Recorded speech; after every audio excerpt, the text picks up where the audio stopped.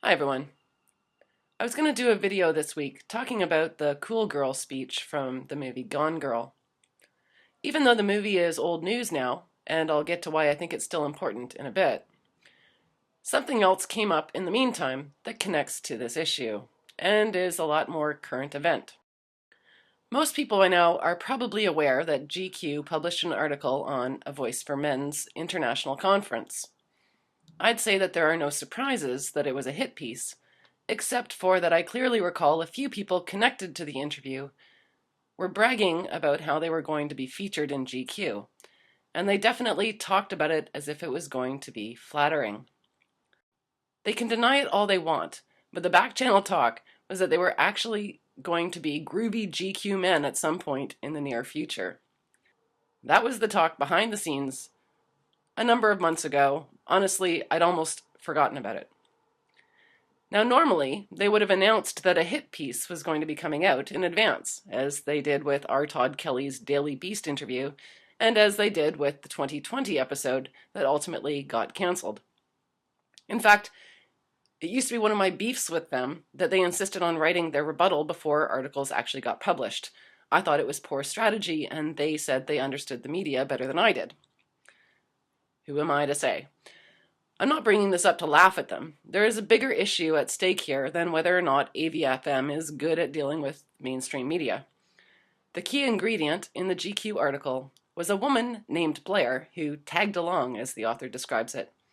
Now, this woman is going into the heart of the supposed red pill world.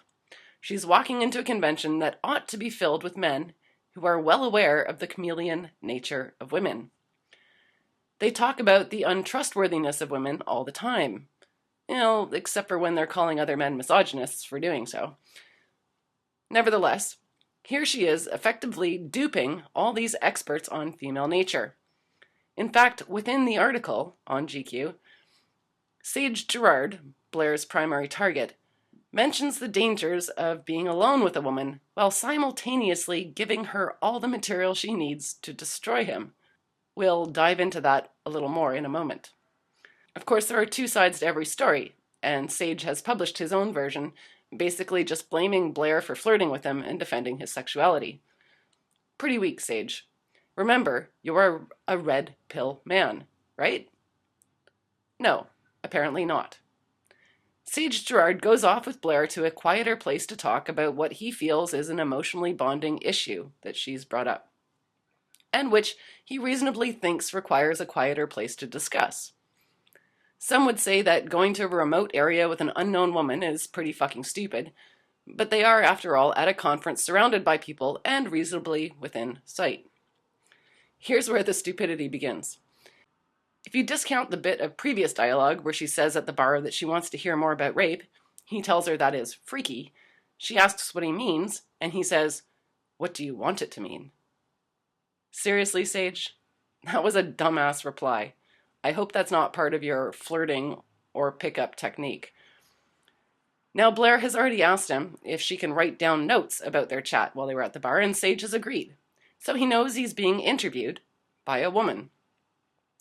When Blair makes up a story about her friend that she thinks might be under false accusations of rape, Sage suggests she support her friend by writing him a poem.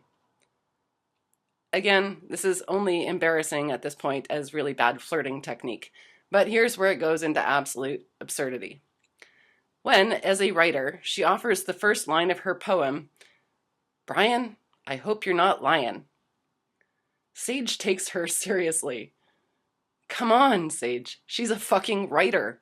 You didn't spot the scam there? Really? What the fuck, dude? You're a total simp. But no, it goes right over Sage's head that he's being duped, and he offers her a better opening line. So, what does the red pill even mean anymore? Mr. Red Pill Gerard can't even see a chameleon when she practically announces it to him in neon lights. It gets worse. From the article, and keeping in mind that the sequencing might be distorted intentionally by the author, the following stupidity takes place. Quote, Sage loosens his grip. "I apologize for dragging you away," he says. "I wasn't going to feel okay until I talked to you." He warns her not to send mixed messages. For instance, she shouldn't put her hand on a man's knee if she doesn't want to have sex with him. Sage puts his hand on Blair's knee.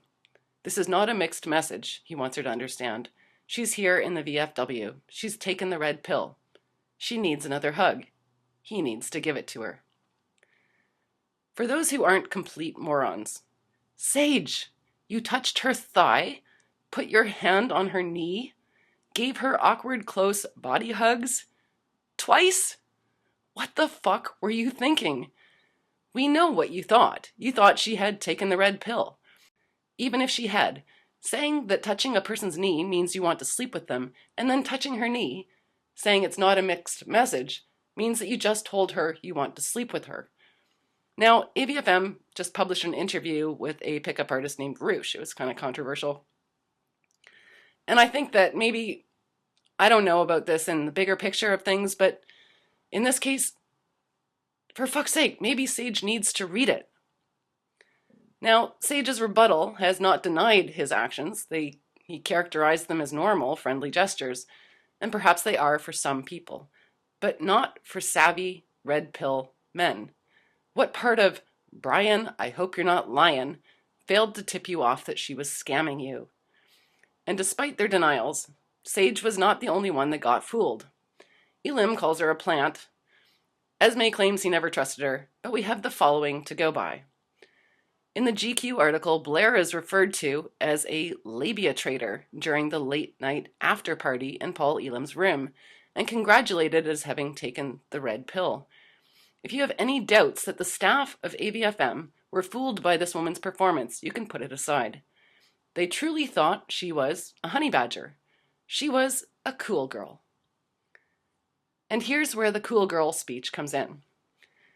In the film Gone Girl, the most talked about moment was something called the cool girl speech. Stefan Molyneux rips it apart, cutting the speech off after the first paragraph, and as a result, he misses the entire point. But I'll let him read the first paragraph of it for you. She's got this little speech about being a cool girl. It goes on for pages in the book, but what is most often quoted is this. Men always say that is the defining compliment, don't they? She's a cool girl. Being the cool girl means I am a hot, brilliant, funny woman who adores football, poker, dirty jokes, and burping. Who plays video games, drinks cheap beer, loves threesomes and anal sex, and jams hot dogs and hamburgers into her mouth, like she's hosting the world's biggest culinary gangbang, while somehow maintaining a size 2, because cool girls are above all hot. My God, the things that men have to listen to. Listening to a woman tell us what we like is like listening to a space alien tell us about her lower intestine. I mean, they just don't know a thing. So apparently, to be a cool girl, you have to love football, poker, dirty jokes, and burping. Because, that's just what men like. Football, poker, dirty jokes, and burping. Can you imagine if I said, well, what women really want is shoes, shopping, occasional sex, and a man with lots of money? Well, okay, I'm sure there's a subset of women who are into that kind of stuff. Not the deepest women in the world. Are there men who only want women who adore football, poker, dirty jokes, and burping? Of course there are. I mean, there are unibrow, Cro-Magnon men with an IQ of 90 who probably like that kind of thing. But that's not really all men now, is it? I mean, I think if you wanted to date Christopher Hitchens... Anyway, apparently also the cool girl has to play video games, drink cheap beer. You gotta love threesomes and anal sex. And jam hot dogs and hamburgers into your mouth, all while maintaining a size 2. So this is the list of what is considered desirable by men. And a more shallow and insulting list of male preferences could scarcely be imagined. And I've not read a lot of people saying that is incredibly sexist and hostile to men. It degrades men. It denigrates men to say that this is what men are looking for. Of course, nobody, because, we're just apes, right? So the quote goes on, hot and understanding, cool girls never get angry. They only smile in a chagrined, loving manner and let their men do whatever they want. Go ahead, shit on me. I don't mind. I'm the cool girl. That's amazing. Shit on me, I don't mind. So is this what men really want? Is just to shit on women? Is that what is being portrayed? Do men somehow really value girls who never get angry? Let them. This is the sociopathic, manipulative, empty witch, right? This kind of person. When women, like, certainly for me and my male friends, like, when we hear what women think men like, it's like, have you ever actually really asked a man, or are you just going off these stereotypes of sitcoms? Are you just like, do you have any idea? Now, to put this speech in context, the writer created this rant as a writing exercise not intended to be part of the film Gone Girl. As such, it resonated with people in a different way because it wasn't just part of the fictional plotline of a complete psychopath-based movie. It expressed the real angst of its feminist writer. The description that she gives in that first paragraph is taken right out of the movie, written by a man called Something About Mary. She's ranting about the Cameron Diaz character, and to be fair, for a long time after that movie, many women took on the persona of Mary because that's what they were told men went crazy for. And they were told that by a man. It was a man who wrote that film, Something About Mary. The important part of the rant happens in the rest of the speech, the part that Molyneux doesn't get to. She says, quote, "Men actually think this girl exists. Maybe they're fooled because so many women are willing to pretend to be this girl. For a long time, cool girl offended me. I used to see men, friends, co-workers, strangers, giddy over these awful pretender women, and I'd want to sit these men down and calmly say, you're not dating a woman, you're dating a woman who's watched too many movies written by socially awkward men who'd like to believe that this kind of woman exists and might kiss them. I'd want to grab the poor guy by his lapels or messenger bag and say, the bitch doesn't really love chili dogs that much. No one loves chili dogs that much. And the cool girls are even more pathetic. They're not even pretending to be the woman they want to be. They're pretending to be the woman a man wants them to be. Oh, and if you're not a cool girl, I beg you not to believe that your man doesn't want the cool girl. It may be a slightly different version. Maybe he's a vegetarian, so cool girl loves Satan and is great with dogs. Or maybe he's a hipster artist, so cool girl is a tattooed, bespectacled nerd who loves comics. There are variations to the window dressing, but believe me, he wants cool girl, who's basically the girl who likes every fucking thing he likes and doesn't ever complain. Even a feminist can see what AVfM staff failed to detect. For all their hoopla and braggery and insistence that they're savvy and trained in the wiles of women, all it took was one chick pretending to be a honey badger to fuck their shit up.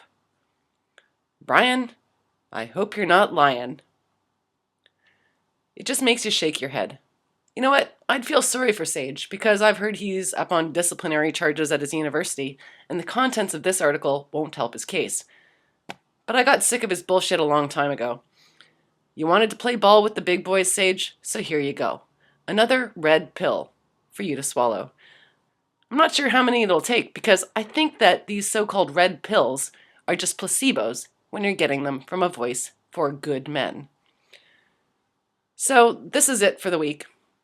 I'll put some links in low bar, including 2 videos by John the Other, talking about the female chameleon, the cool girl, for those who don't want to find themselves in Sage's position right now.